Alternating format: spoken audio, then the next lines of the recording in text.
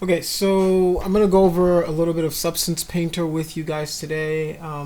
Substance is pretty much an ecosystem made by Adobe Products. They have Substance Painter, Substance Designer, 3D Sampler, or something like that. I'm very familiar with Substance Designer and Substance Painter.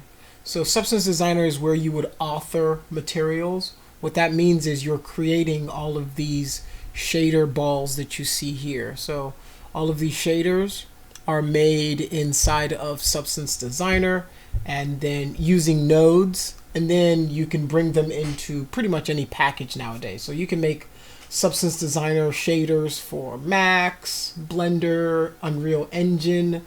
You can use it to make shaders for Unity and obviously Substance 3D Painter. So this is kind of like Marmoset. I went over Marmoset last class, I believe, either Marmoset or one of the other ones. And this week I want to go over Substance Painter. And then after this week, we're going to go to our second prop, which is going to be the barrel, I believe. Either the barrel or the crate. I can't remember which one's next. There's usually three that I have to pick from, and that's usually the coin, the barrel, and the crate. And then I try to kind of rotate which one that I do. Alright, let's find our Mario coin.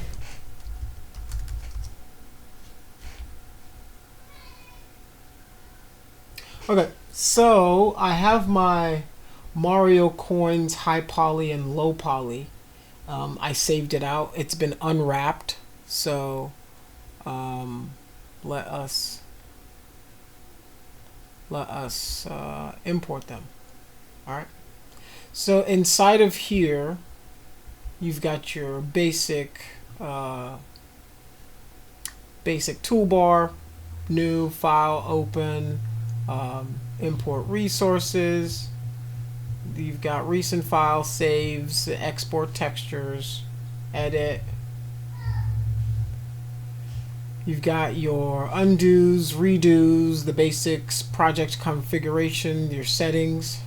Are you saying? Because Oh, if you're saying anything, I can't hear you. you guys can't hear me? Oh no. I can hear you. Oh, okay. Something must be split on my end then. Yeah, sorry about that. Let me give you a moment to try to figure that out. Huh.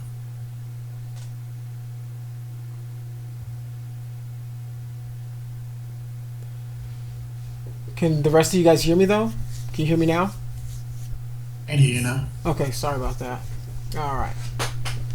I don't know what that was, but we are back on track. So yeah, you've got your shortcuts here. The shortcuts are pretty standard for modeling software. If you've used any modeling software, you are pretty on track. All right. So this is where you would go and import all sorts of resources. So let's go here.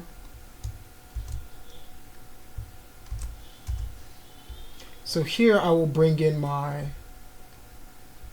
low poly.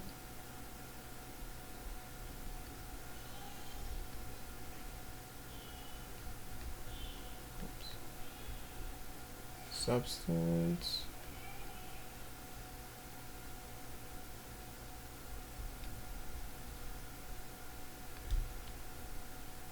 All right.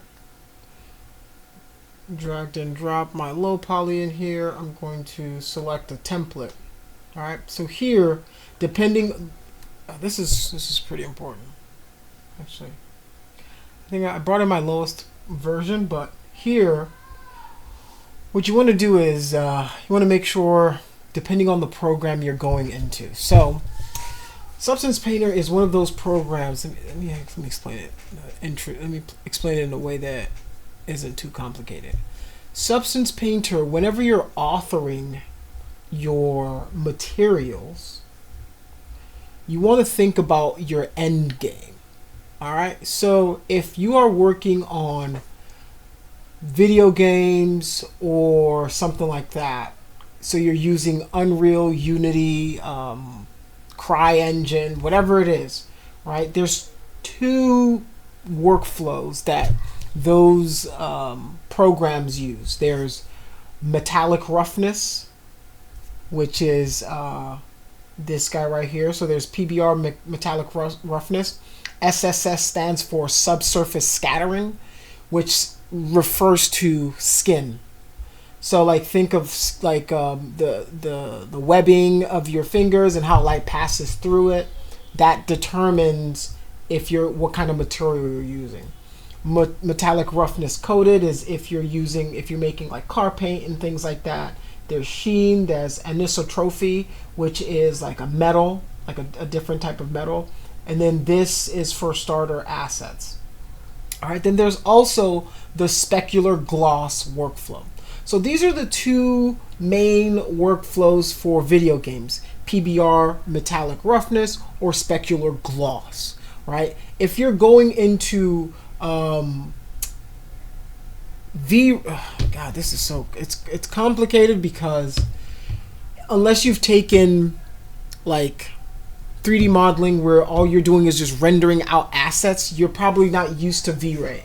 And V-Ray is a render engine, right? It's a really, really advanced render engine. It's really, really good at what it does. It does a lot of commercial work, architectural work, really, really well. 3ds Max supports V-Ray. Blender, a lot of programs support V-Ray rendering. So they allow you to render for V-Ray materials here.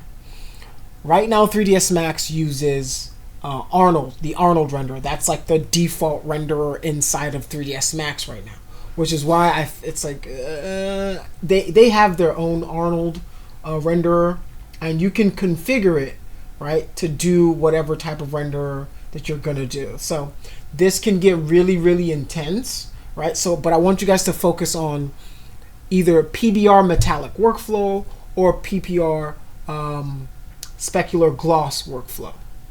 Everything else is gonna be like, if you're working on the job, you'll figure out what you need to do instantly. They'll say, all right, we're rendering for Keyshot, we're doing Blender, we're doing this, so you'll pick the type. And what this determines is the types of material workflow you're gonna do and the type of texture set settings that you're gonna get. And even in this texture set settings over here, you can add more types of textures that you can render. So I don't want to get you guys too bogged down into this, but I'm gonna select PBR metallic roughness workflow. All right. Okay. The alpha, before I go, alpha blend just means there's this black and white map that allows you to tell if something is either transparent or opaque. So if you have, let me see, like if you have a leaf, all right, if you have a leaf, you'll put your leaf on a card and you're gonna say, you guys can't see me. Okay, let me show you guys. Let me change to me. All right. So in the alpha, so let me draw a diagram for you. All right. So when it comes to alpha, so this is it. So imagine in a video game, we want to make a leaf. We're not going to use a lot of geometry for our leaf. We're going to make it a card. We're going to make it a card that is 1, 2, 3, 4 sides. This is the best looking leaf ever, and nobody can tell me any different. All right. Love my leaf. All right. But what the alpha is imagine that the color I'm using right now is black. So this is black, right? This black part right here, all this will be invisible inside of the engine. So I would paint all of that black and then leave a white mask to highlight my leaf. So in the engine, when we have our alphas set up, the black stuff would disappear, leaving our very fancy leaf to do the rest of the work. So, you know, depending on how many polys we put in this, so like this is four-sided, this is a four-sided polygon, we might then put some lines in here, right, so that in the engine our leaf can do a bend like this, right? We might then add some more geometry here, so the geometry can then bend like this and like this, but all you would see is this leaf. All right, it would be black and white. Black would be invisible. This is all you would see in the engine. Hopefully that didn't confuse you guys a little too much. All right, let's keep it moving. All right, so that's if you have an alpha. So like if you have an asset that has alpha, that requires alpha, you would pick that. So I would just do PBR metallic roughness. Let's do the alpha blend. That's fine. Right? It'll just add an extra. It'll just add an alpha map to it. And then my document resolution, I usually do 2048. 4096, it can be overkill, but 2048 is usually a good resolution. That's going to be the size of the maps that you render out of Substance Painter. All right. Then you have computing your tangent per fragment. I leave this unchecked, and then using the UV tile workflow. UDIMs. All right. This is like a big thing that came on the scene. Oh God, this is weird. It's a technique that's been around for a long time. Just regular plebs like us just haven't had access to it, right? I want to say it's like 10 years old now, like around 10 years. And what that does is it's for people who are doing really like highly detailed cinematic scenes, right? If you're doing something for a video game that has like a cinematic shot, you might want to do UDIMs. What that does is it breaks all of your textures into these tiled islands. So one hand might be like 5 islands. You might have a finger on one 2048 map, another finger on another 2048 map. And what that does is it allows you for the maximum amount of resolution that you can put inside of your model. All right, so that's the idea of having your UV tile workflow, which is short. It's UDIMs, right? That's what that is. All right. Do I want to bring in my camera? No. Do I want to auto unwrap? Absolutely not. All right. I showed you guys how to unwrap for a reason. You can do an auto unwrap if you modeled your low poly and you want to do a quick test to see what that shit will look like. But I don't suggest anybody using auto unwrap for any of their assets unless it's an asset that you're never gonna see, an NPC or some shit like that. Like that's the only time you should use auto unwrap, and even then, you wanna unwrap it yourself. All right. So, no to auto unwrap. Yeah, they've got a lot more options. Like last time I was using this, they didn't have this many options, but no to auto unwrap. Import baked maps. If you've baked some maps in a different engine, some people prefer the way that 3ds Max renders normal maps, or ZBrush renders normal maps. Some people prefer different ways different engines renders their normals and different things like that. So you might want to bring in your own maps. We don't want to do that. We're going to do all of our baking inside of here. This is where we're going to do all of our baking. All right. Physical size. Use the unit scale. That's fine. That comes with the mesh. That's perfectly fine. If you have custom units that you need to use, this is where you'd find that. And then color management. The legacy is fine for now. All right. Linear sRGB. That's pretty much standard for any workflow that you're gonna work in. I mean, video, TV, like everybody's using pretty much sRGB right now. It's just the color space that you're using. All right. Okay, that was very long-winded. I know. I'm sorry. All right. Okay. This is the plane, and I think this is actually a good. So this is perfect. This is actually perfect. All right. So now I'm going to go to my texture settings, texture set settings.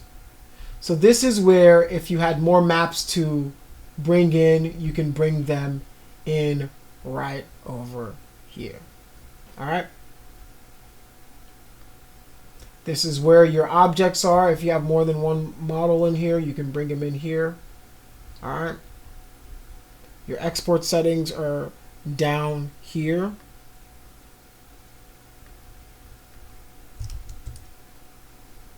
So with our model, we've got our brushes here. We've got the alphas for our brushes here. So these are all your brush settings, right? This is all your brush settings right in here. All right, your base color, right? This is your opacity. If you have an opacity map, you can turn that on or turn it off. Your emissive map, if your object is supposed to glow or not. All right, that's where you find all of that. All right, let's go to our mesh maps. All right, so in your mesh maps right up here, you're going to go to bake mesh maps, and this is going to pull up a dialog window right here. All right, so in your bake mesh maps right here, what we're going to want to do is we're going to want to bring in our high poly models. We've got all the parameters for our high poly in here pretty much. All right, anti-aliasing. Okay, ooh, this is interesting because they have upgraded this thing so much. That's probably why they're charging an arm and a leg to use this. All right, so here, this little thing right here, this little notepad or this little piece of paper, this is how you would bring in your high poly mesh. So I'm going to navigate to where my high poly mesh is. Control C, Control V, enter. This is my high poly, and it's going to take a second, but it's going to bring it in. All right, boom, our high poly mesh is in here. All right, so as you can see, this is our high poly mesh. This is our low poly mesh. All right, so what it's going to do is when you're baking an object, what's happening is you are taking the information from this and baking it onto that. All right, so it's going to project a bunch of light and it's going to bake this into this. All right, everything's pretty much set up. This is interesting. So you can check all of these. I'm going to do opacity as well. All right, and then we're going to go normal, high poly parameters, normal map, our world space settings, material ID. So if you have multiple objects, you can say, hey, I need you to bake material IDs for it. So like if I had like a gun with like 10,000 pieces, I can set certain colors and then I can use those colors to assign materials. All right. Ambient occlusion is like the black and white, like the edges, the crevices, and the shadows of whatever object I have. I want to bake that. Curvature, I do want to bake as well. Position, and then thickness. I don't need thickness because thickness is okay. It's like subsurface scattering essentially, which is like the depth of an object. We don't need this because this is a metallic object, so I'm gonna uncheck this. Height, we don't need this because we're not. Let me think about it. If we're gonna use displacements, height refers to a displacement map. Displacement is one of those things in modeling that actually changes the geometry of your model depending on what you're using. God, there's just so many concepts that to teach you guys.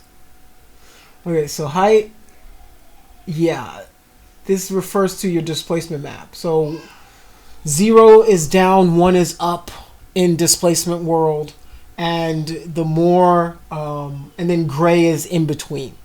All right, so let me see if I can let me find a displacement map.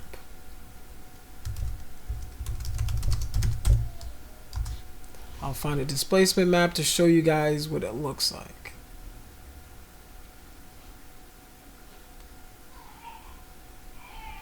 Okay, this is a perfect representation. Okay. If you look at this image right here, whoops. If you look at this image right here, in 3ds Max, modeling, and modeling in general. All right.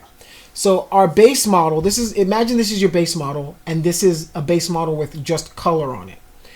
The actual model itself doesn't get affected. If you add a bump map, it fakes like it is getting affected. But if you look at the silhouette of your object, it, like, even though it's saying that these are ridged, there's no ridges on that silhouette. It's just as smooth as this one with just the base model. Normal map goes a step further. Normal map looks the part, but still it does not affect the geometry at all. It doesn't push or pull. This is just as smooth, because what happens is at glancing angles, you can see that the normal map breaks down because it is not actually affecting our model. It's not pushing geometry in any direction. Displacement though, however, if you render a displacement map, like I said, 0 is down, 1 is up, and gray is everything in between. So if you look at this displacement map, what you'll notice is it does affect the silhouette of the model. What that tells you is it is affecting the geometry of the model. And depending on the scale of your displacement map, it will affect and distort your geometry, right? Displacement maps are very, very expensive features to use inside of video games, right? You might use displacement for a cutscene, but I would not use displacement for general gameplay or anything like that. So what a lot of people will do is they'll split the difference. They won't use bump maps, but they'll use normal maps because it gives you almost the best of both worlds. It looks the part, but it's still not affecting the silhouette of our model. All right? Hopefully that wasn't too complicated. All right? That's the best way that I can describe it. I'm going to turn it on here and see if we can get it to do anything fun. All right.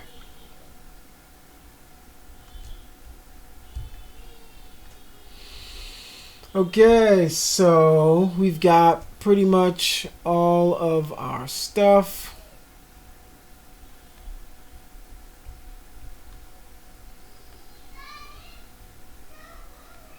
All right. Apply diffusion. Okay, diffusion is so like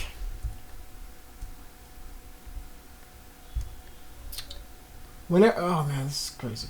There's so much to explain. Diffusion is essentially whenever you do your textures, it's gonna do like a border. Imagine it like it's rendering a border that's like a safe border for your model, so that your high poly has so if you shift your model around a little bit, it doesn't look too wonky or crazy. So I'm gonna do 2048 by 2048, and I'm gonna do a little bit of dilation, a little bit of it. All right, match, low, high, ignore, anti-aliasing. This is just the sharpness of our edges. I'll do 4x4. That's a pretty decent. All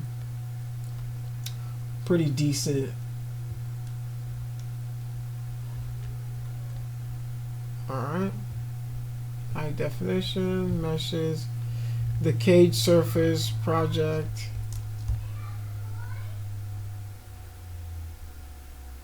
Okay.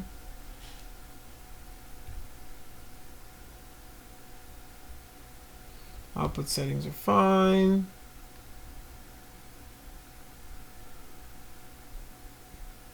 Let's see if there's anything I want to go over. Our max distance. Okay, so this is your cage. Can I show my cage? Where's my cage? Okay, so this is the cage surface. All right. So let's increase that so I can show you guys. Cage wireframe. So the cage, right? Your frontal distance. This is how far it's gonna project the light forward. Where's the cage rear distance? So what happens when you're baking is the engine's just going to project a bunch of light. It's going to send a bunch of light out, and it's going to return that light, right? It's going to bounce it at the high poly. Wherever it stops, it's going to say, okay, there's information there. Boom, bounce it back. Boom, bounce it back. Bounce it, bounce it, bounce it, bounce it, bounce it. It's going to bounce all of that information back, and that's what's going to create all of our information. If you have it too far out, like imagine if I had a few different high polys here. If I told it to bounce all of that information this far out, it's going to capture some of the extra stuff that's out here.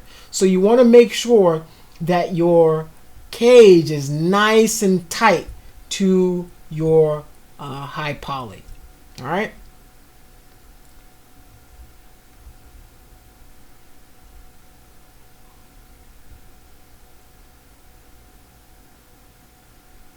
.3D perspective, constrained, yeah, painting. Okay. Materials.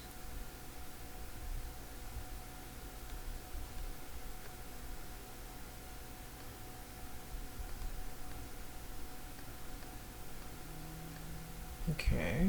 It's going to be called Material 71.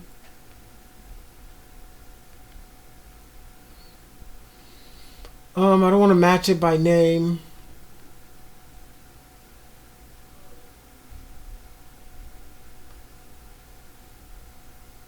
Okay. So now I'm going to bake selected textures. Okay. So maybe what I need to do is now, let's try this again.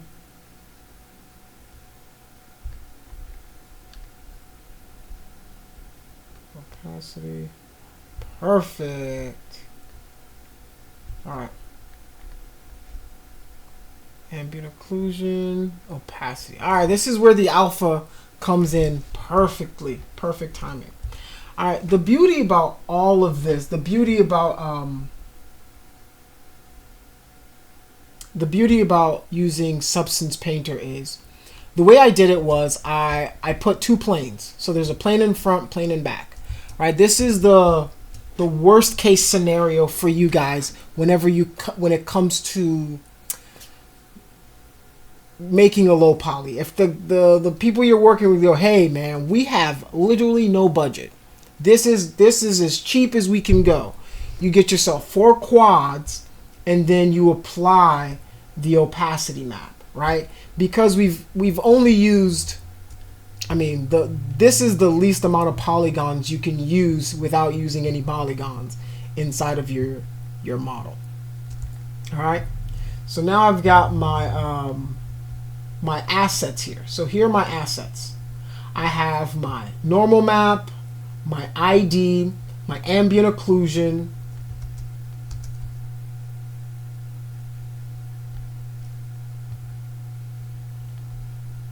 Let's create a new plane layer.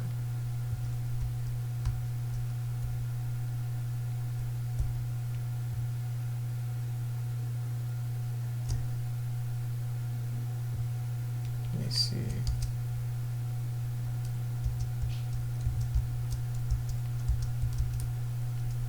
Okay. So if I wanted to, I could start painting on my object. Don't want to do that. All right, the first thing I want to just show you guys how to do is, let's go to our assets. This is the easiest way to make, let's just go to gold. All right, gold. So if I have a gold, I can just throw a gold texture on my model. Voila, I've got gold. We've got a damaged gold. This looks kind of cool too. This is the easiest way to kind of make a texture. One that's already pre-made for you. All right. And the reason, right, the reason that we picked the texture set we picked is because, let's go to our settings.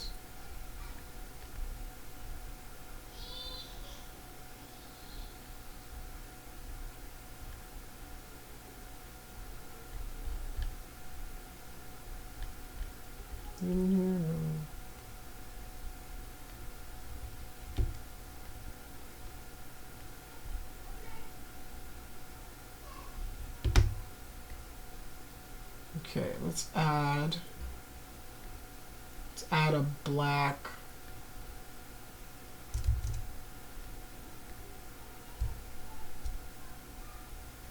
So I'll show.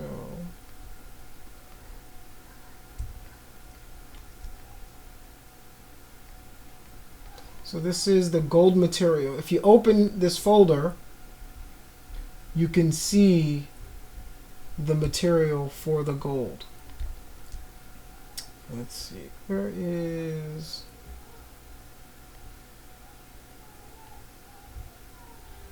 my shader properties?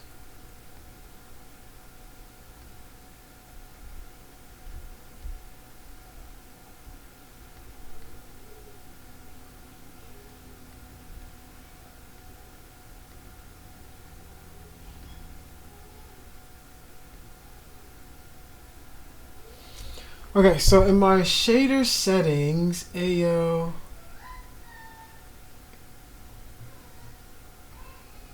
reduce horizon fading. Okay.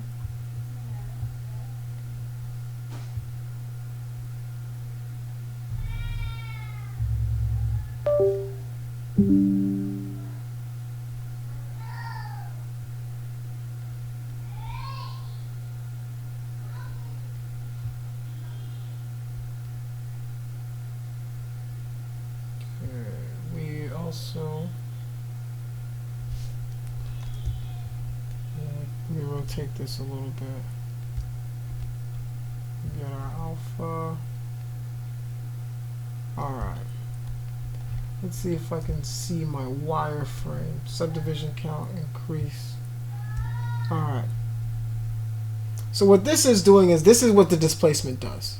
You can see why displacement can be very expensive. Because what I've done is I've added subdivisions to the plane, and I'm increasing the scale of that.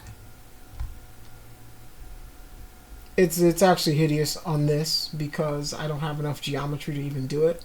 But it's trying to actually add geo to it. Let me see if I can show you my wireframe. Is there a way to show wireframe?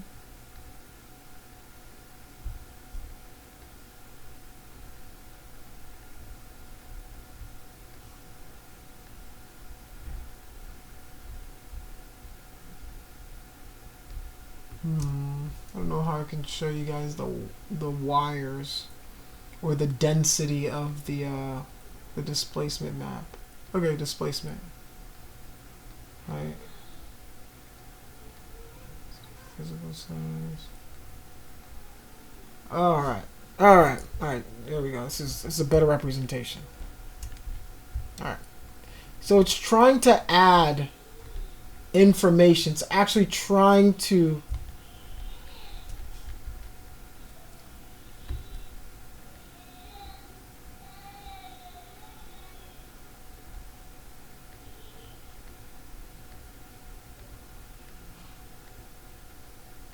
It's actually trying to add geometry to the scene.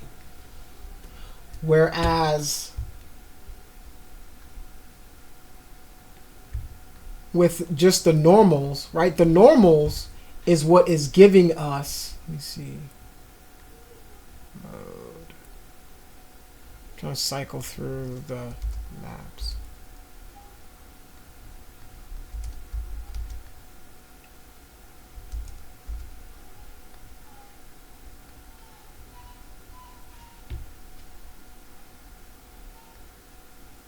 A shortcut list.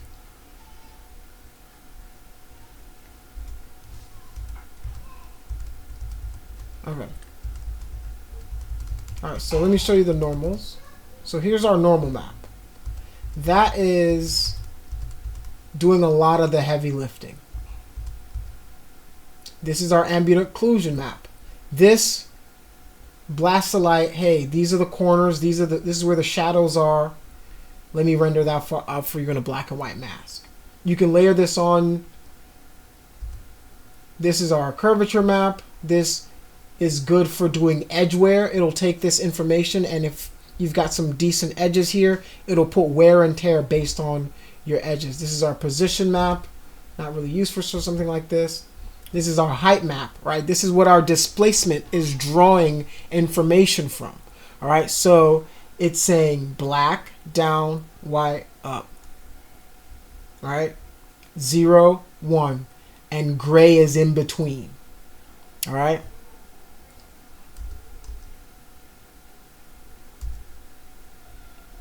Bent normals, we didn't need that. And then this is our opacity map. This is like I was saying before with the leaf, where black will make everything disappear, leaving the white white there. So let me see opacity.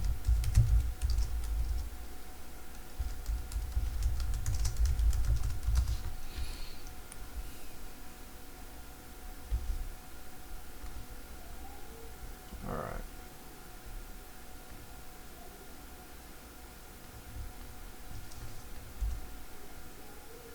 All right, so now I'm going to hit M again. That'll take me back to my material. Now I'm going to disable this. And then let's turn off my wireframe.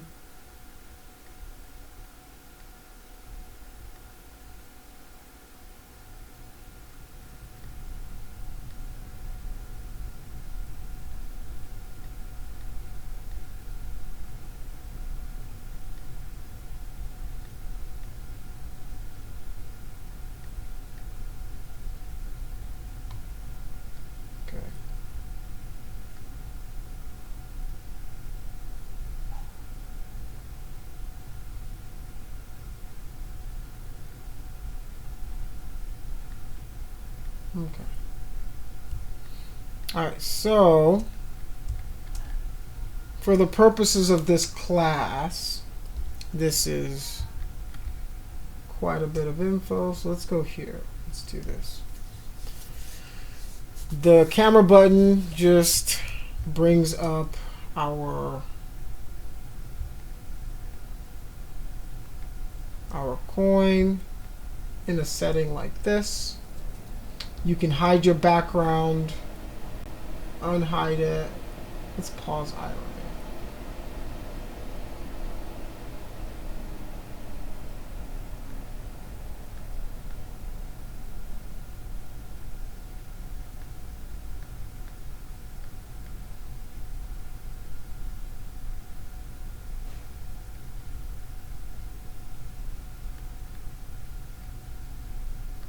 Close this out.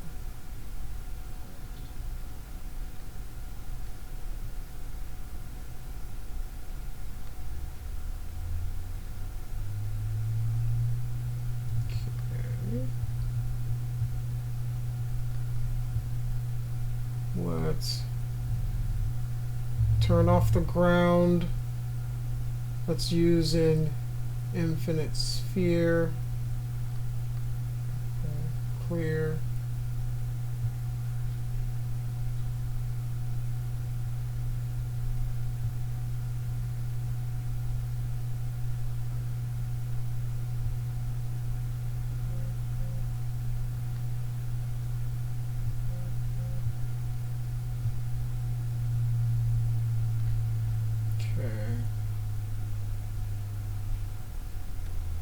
Fine. Let's close this out.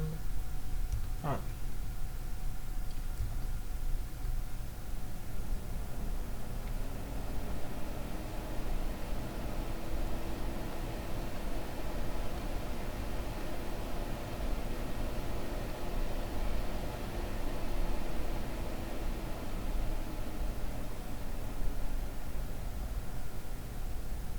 Okay, alpha cut out. Okay, let's go here. Alright, so I just changed my, I want to see, because I'm trying to see why the alpha isn't, so I'm cutting it out.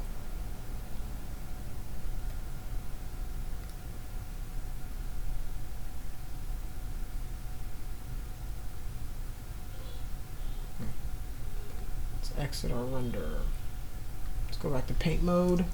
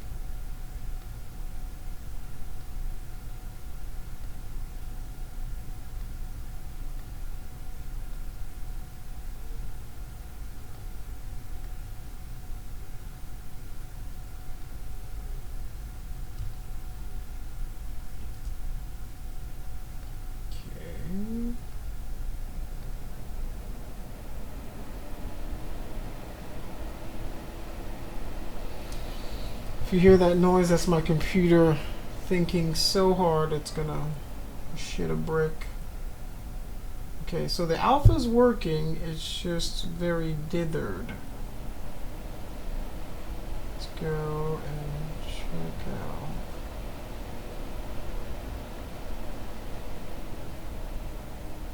Gate noise.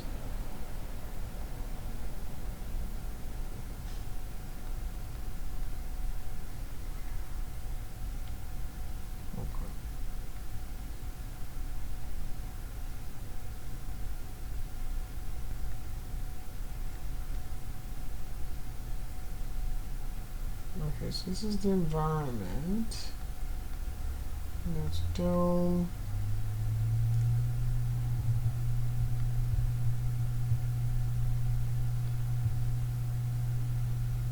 Let's turn off this nonsense. It's saying it's acting like skin. This is subsurface scattering. We don't want that.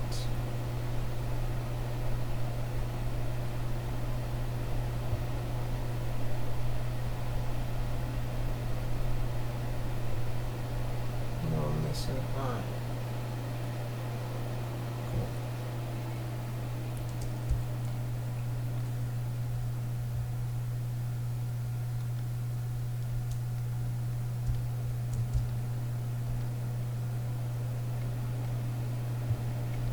Okay. Okay, so let's do this. Let me show you how to export your maps. So we've got our maps here. Oh shit. I just realized that's a croissant for baking. That's hilarious. Opacity.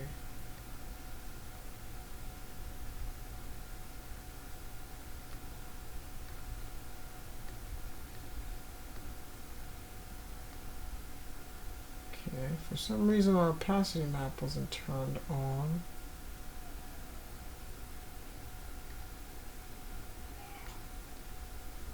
Alright, so let's look for... Alright, if you go here, you can look for your rendered assets. Eraser.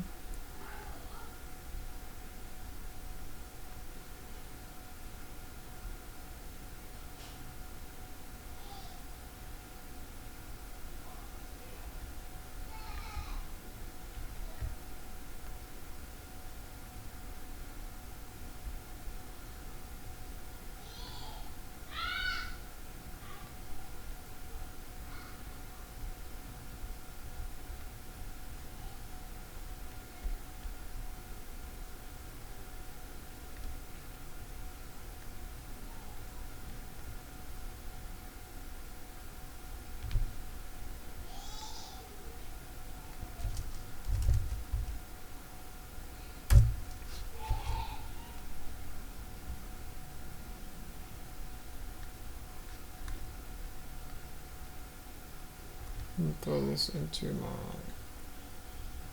base color.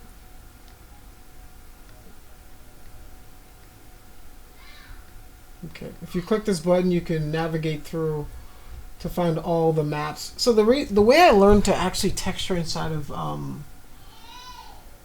Substance Painter is I would open up their maps and I would see how they made it, what they made it with. So norm is your normal, pass through, disabled. You can look through all of the maps that they have here. You just click through it. You can add fill layers, do different things, add roughnesses to it. But what I want to do now is I want to export all of these out. So let us export to, no, not to Photoshop.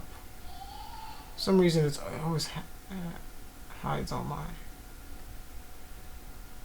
export textures.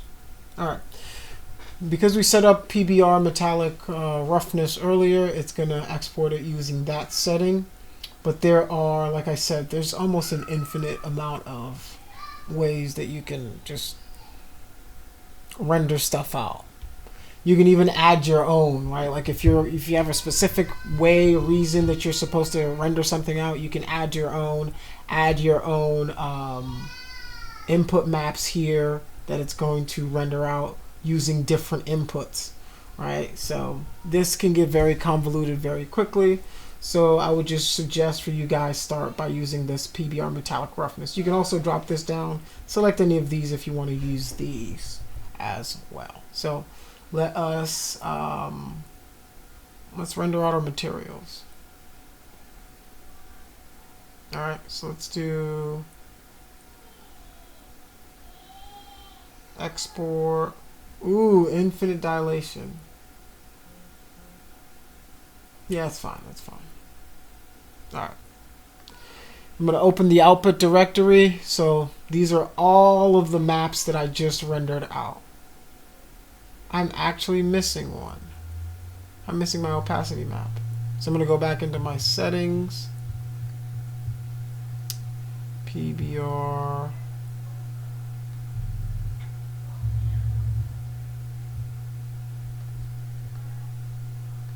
Output templates.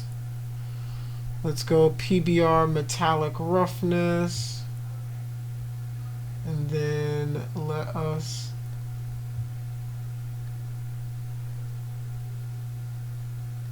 render out a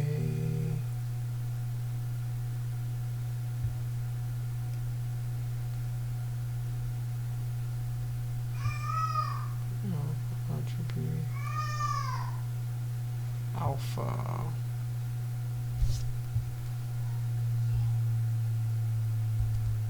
Okay, why don't I have that information? Oh, okay, it already has it. It just hit it in my RGB file.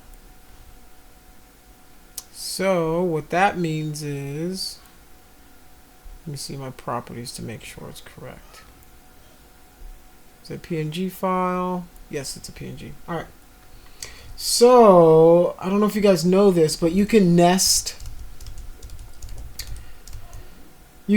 textures inside of other materials depending on the file format. So most maps can have more than one file in them. So it's going to store this file inside the channels. Let's see, where did it hide it? So I think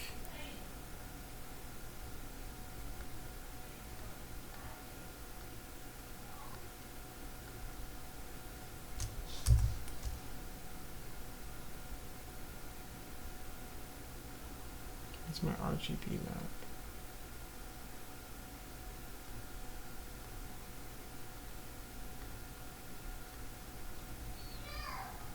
So RGB alpha, that's PBR metallic roughness. Okay. 8 bits is perfect.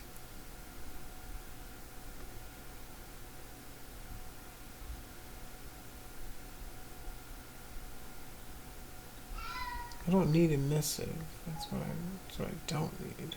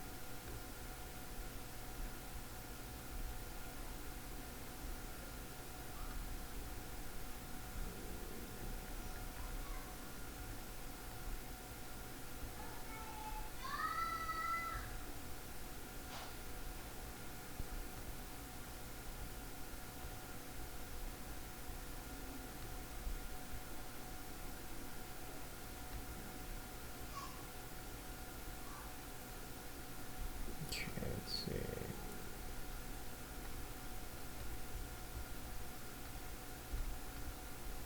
I'm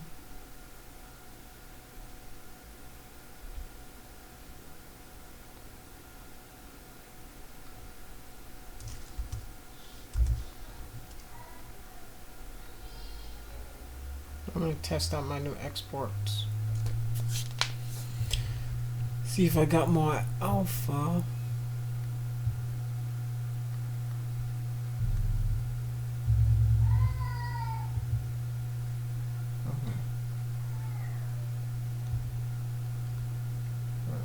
That doesn't work.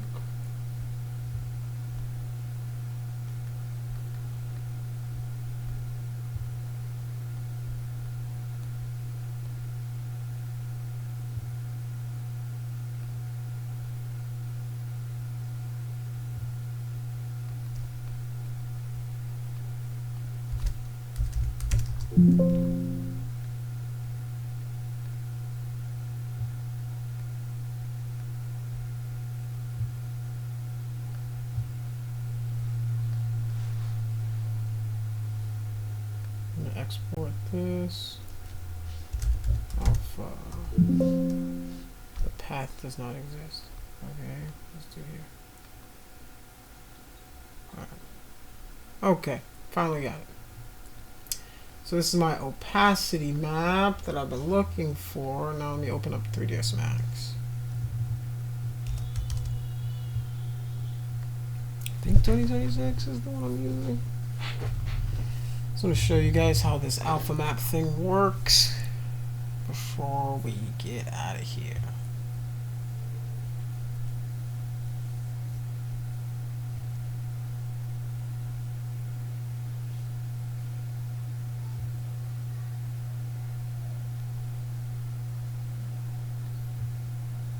Okay.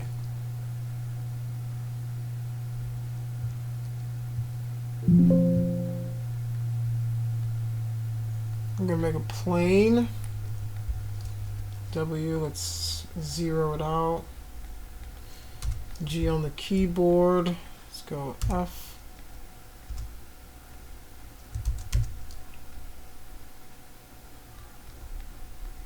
I'm gonna remove all these. Actually, I'll leave it so I can show you guys the other thing while I'm at it. Alright, so I'm gonna go in my material editor and I'm just gonna bring in all my maps. I don't need the emissive. I'll bring in the height, metallic, the normal, and the material roughness. And then this is my opacity map. Alright. So what I want to do now is I'm going to do PBR metallic roughness. And I'm just going to base color. This is my metalness. I think this is my metallic map. Let's make sure. No, this is actually my metallic map. This is my roughness map. This is how rough it's supposed to be. This is my height map. So height and displacement are the same thing. I didn't render out an ambient occlusion map, but I could use this. I could use this because it's similar information. It's just a little softer than that. But if you wanted to render out an AO map, right, like you could go back in here because I have all of my maps. So like I have all of these. I would just go in here and type in ambient occlusion. So this is the ambient occlusion map. I would just right click, export the resource once again, and then I would go I would just select this folder, and then I have my ambient occlusion material or map right there. I can go back here, then drop it in if I wanted to. The ambient occlusion, it kind of harkens back to an older time in modeling when you used to have to layer that to add a little more shadow to your models. And then I'll use this for my opacity and then my normal map, right? This is what's going to give, this is what we'd use for my displacement, right? So I'll show you guys what the difference is. So now what I want to do is I'm going to assign this to my material, to my plane actually, sorry about that. I'm going to assign this to my plane, assign it like so, F4, okay. Alright, now what I want to do is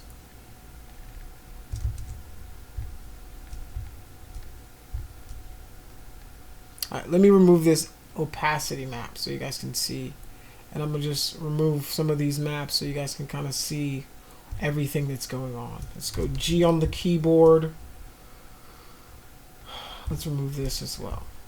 Alright, so you guys can see this is just my, let me reduce this. Oh, so all the things let me scale this down so you guys can see what is happening as I do it. Alright, so using my PBR metallic roughness settings, so I've got my plane. The first thing I'll do is I would add my base color map. Alright, you can see it is very mute. Back in the day when we'd render out diffuse maps, we would put all of this information into this one map. Nowadays, you're separating all of these maps into their own individual parts because it just gives you more control over the mesh. So right now, your diffuse map or your base map / albedo, which is what they call it now, it's a lot more mute because this isn't where all of the features of this coin is coming from, right? Back in the day, you would put the specularity, like the metallicness of it, everything. You jam all of that information into the diffuse map / base map. Nowadays, we don't do that. It's just not. It's an older way of doing things. All right. So this here is our metallic map. We're going to install that into the metalness map. Right there. So this tells you how metallic your object is. Alright, so let's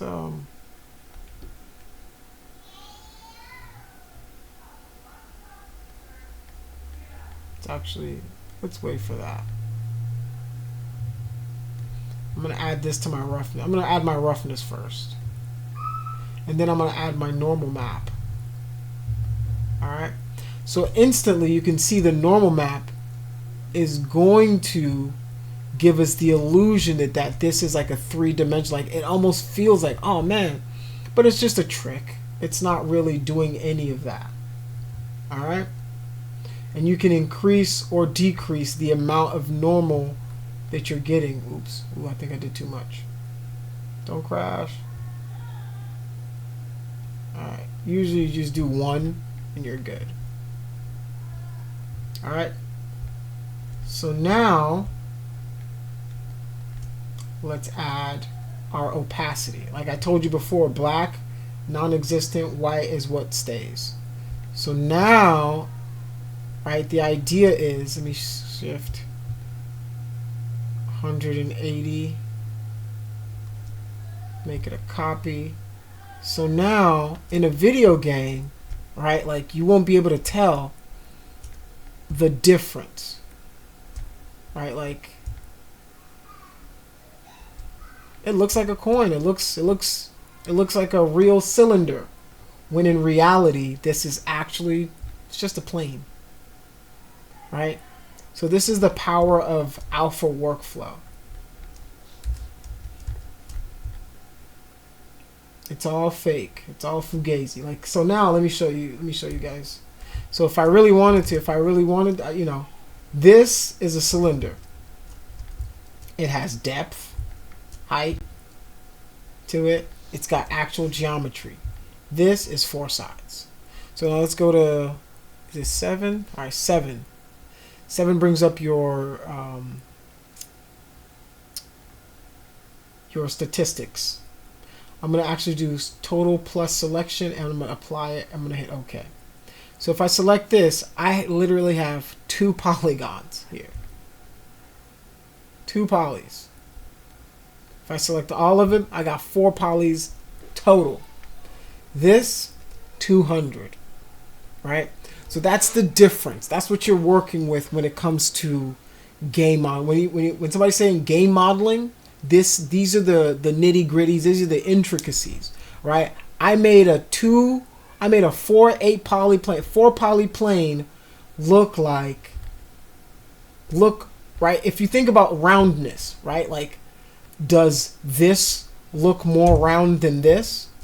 No, this looks way more round, right? All we did was we projected the information from that high poly and we projected it onto this low poly model. All right. Does anybody have any questions for me before I let you guys go? And let me see if this will help.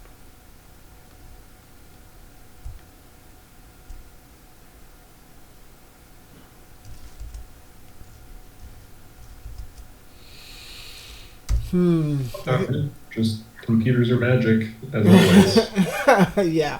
So yeah, this is, you know, this is what you do right here.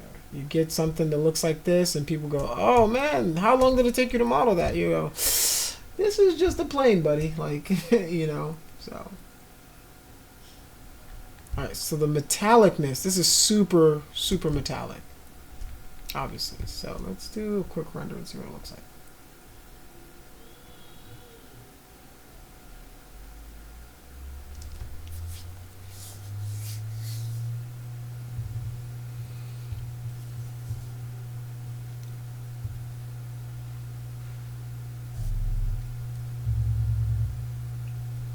If it doesn't crash. If it crashes, that's the end of the class. If it doesn't, I'll show you what it looks like. Alright. So this is what our render looks like.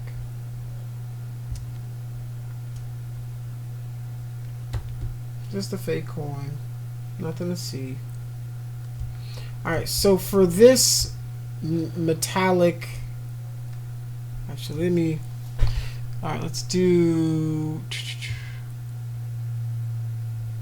Because there's a new mode that they have that's supposed to make this stuff look good. Let's do high quality and see what that looks like.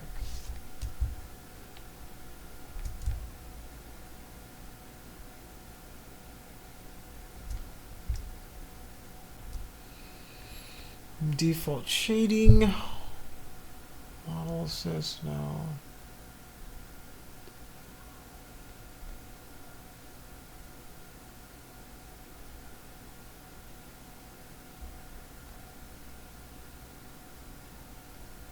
No.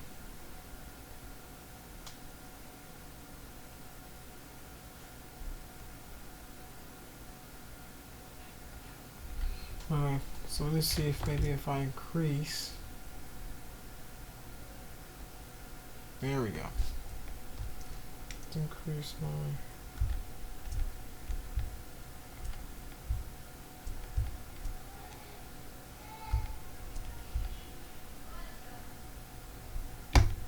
entirely too crazy. Or maybe let's not use an Arnold light. Let's use a regular light. Just a standard Omni.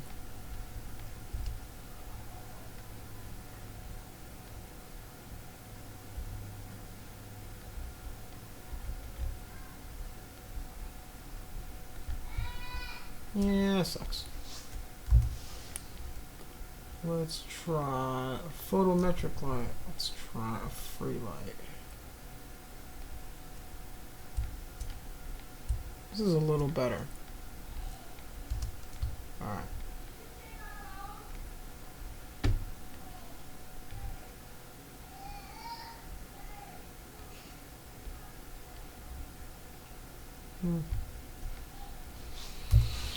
That's fine.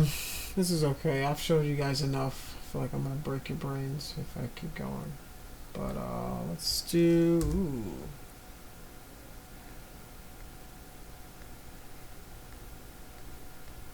Alright, if you guys don't have any questions, feel free to post the low poly versions of your work, and then next class we're going to start on the barrel or the crate, or both. I haven't decided yet. I might give you guys an option to pick between if you want to do the barrel or the crate, so that we can get a little bit of variation. It's a wood prop, right? I want to give you guys both, best of both worlds. So a metallic prop and then a wood prop, so you guys can get dielectric versus electric conducting assets, kind of round you out a little bit. All right, let's delete this. All right, you guys are free to go. Let me know if you guys have any questions. Send me a message and I will try to respond as soon as I can.